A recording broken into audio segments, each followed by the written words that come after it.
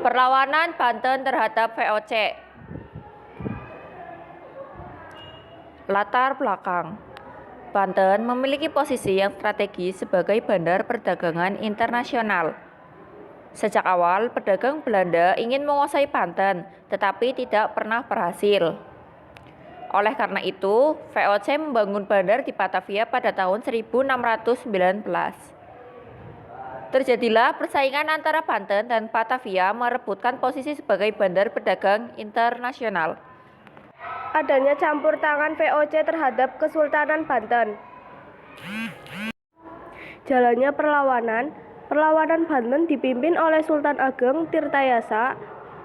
Karena pada masa pemerintahan Sultan Ageng banyak dibangun saluran air atau irigasi untuk keperluan pertanian dan perang, maka Sultan digelari Sultan Ageng Tirtayasa. Tirta artinya air. Pada tahun 1671, Sultan Ageng Tirtayasa mengangkat putra mahkota Abdul Nazar Abdul Qahar sebagai raja pembantu yang lebih dikenal dengan nama Sultan Haji. Sebagai raja pembantu, Sultan Haji bertanggung jawab urusan dalam negeri. Dan Sultan Ageng Tirtayasa bertanggung jawab urusan luar negeri dibantu putranya yang lain, yakni Pangeran Arya Purbaya. Sultan Haji merasa khawatir apabila dirinya tidak segera dinobatkan sebagai sultan. Sangat mungkin jabatan sultan itu akan diberikan kepada Pangeran Arya Purbaya.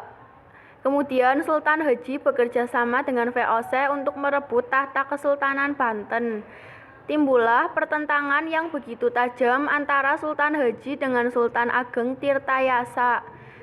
Dalam persekongkolan tersebut, VOC sanggup membantu Sultan Haji untuk merebut Kesultanan Banten, tetapi dengan 4 syarat, yaitu 1. Banten harus menyerahkan Cirebon kepada VOC. 2. Monopoli lada di Banten dipegang oleh VOC dan harus menyingkirkan para pedagang Persia, India, dan Cina.